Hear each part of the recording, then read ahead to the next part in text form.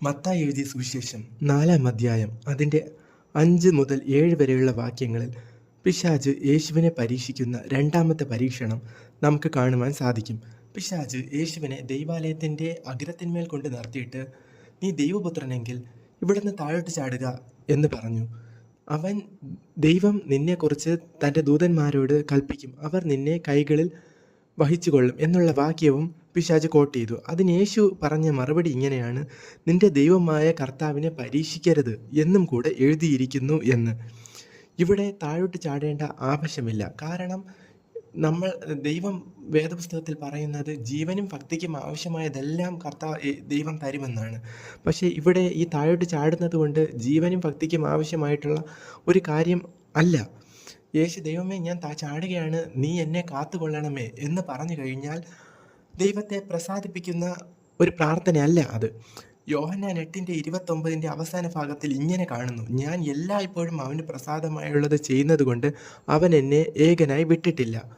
യേശു ദൈവത്തിന് പ്രസാദമുള്ളത് ചെയ്തതുകൊണ്ടാണ് ദൈവം എപ്പോഴും യേശുവിനോട് കൂടെ ഇരുന്നത്. ഇവിടെയും യേശു സ്വന്തം മഹത്വമല്ല. യേശു താഴോട്ട് ചാടിയിരുന്നെങ്കിൽ ദൂതന്മാർ പിടിക്കുമായിരുന്നു. പക്ഷേ അവിടെ യേശുവിൻ്റെ നാമം യേശുവായിരുന്നു മഹത്വപ്പെടുന്നത്. ദൈവത്തിൻ്റെ നാമമായിരിക്കില്ല മഹത്വപ്പെടുന്നത്. യേശു ഫോക്കസ് ചെയ്തത്, യേശു വന്ന പർപ്പസ് ദൈവത്തിൻ്റെ നാമം മഹത്വപ്പെടുത്താൻ വേണ്ടിയിട്ടാണ്. യോഹന്നാൻ 7:18 അവസാന ഭാഗത്ത് ഇങ്ങനെ കാണുവാൻ സാധിക്കും: തന്നെ അയച്ചവൻ്റെ മഹത്വം അന്വേഷിക്കുന്നവൻ സത്യവാനാകുന്നു, നീതികേട് അവനിലില്ല. നാം ദൈവത്തിൻ്റെ മഹത്വമാണ് അന്വേഷിക്കുന്നത് എങ്കിൽ നീതികേട് നമ്മിൽ കാണുവാൻ സാധിക്കില്ല. നമ്മിൽ ഉള്ള നീതികേട് പലതും നമ്മുടെ മോഹത്തിൽ നിന്നാണ് ഉണ്ടാവുന്നത്. യാക്കോബിൻ്റെ ലേഖനം അതിൻ്റെ 1-ാം അധ്യായം 15-ാം വാക്യത്തിൽ ഇങ്ങനെ കാണുവാൻ സാധിക്കും: മോഹം ഗർഭം ധരിച്ച് പാപത്തെ പ്രസവിക്കുന്നു, പാപം മുഴുത്തിട്ട് മരണത്തെ പ്രസവിക്കുന്നു. നമ്മുടെ മോഹത്തിൽ നിന്നാണ് നാം പാപങ്ങൾ ചെയ്യുന്നത്. പക്ഷെ നാം ഈ പാപങ്ങൾ ചെയ്യുമ്പോൾ നാം ദൈവത്തിൽ നിന്ന് അകന്ന് മരണത്തിലോട്ട് പോകുന്നവരായി മാറും. നമ്മുടെ ജീവിതത്തിൽ എന്നും നാം ദൈവത്തെ മഹത്വപ്പെടുത്തുന്നവരായി ജീവിക്കണം. നമ്മുടെ പ്രവർത്തികൾ ദൈവത്തിന് പ്രസാദമുള്ള പ്രവർത്തികളായിരിക്കണം. നമുക്കൊരു നിമിഷം പ്രാർത്ഥിക്കാം.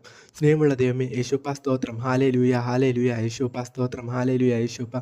ഞങ്ങളുടെ പ്രവർത്തികൾ കർത്താവെ അങ്ങേക്ക് പ്രസാദമുള്ളതായിരിക്കണമേ കർത്താവെ. യേശുവെ, ഞങ്ങളിവിടെ ജീവിക്കുന്ന കാലത്തോളം കർത്താവെ അങ്ങയുടെ മഹത്വത്തിനെ ജീവിക്കുവാനുള്ള കൃപ തരണമേ കർത്താവെ. യേശുവെ സ്തോത്രം, ഹാലേലൂയ. യേശുവെ, ഞങ്ങളുടെ യാത്രയിലും എല്ലാം അങ്ങ് കരുതിക്കൊള്ളണമേ കർത്താവെ. യേശുവെ, ഒരു രോഗവും അടുക്കാതെ ഞങ്ങളെ കാത്തുകൊള്ളണമേ കർത്താവെ. യേശുപ്പ അങ്ങ് ക്രൂശിൽ ചൊരിഞ്ഞ രക്തത്താൽ മുദ്രയിട്ട് പ്രാർത്ഥിക്കുന്നു കർത്താവെ. യേശുവിൻ നാമത്തിൽ പ്രാർത്ഥിക്കുമ്പോൾ പ്രാർത്ഥന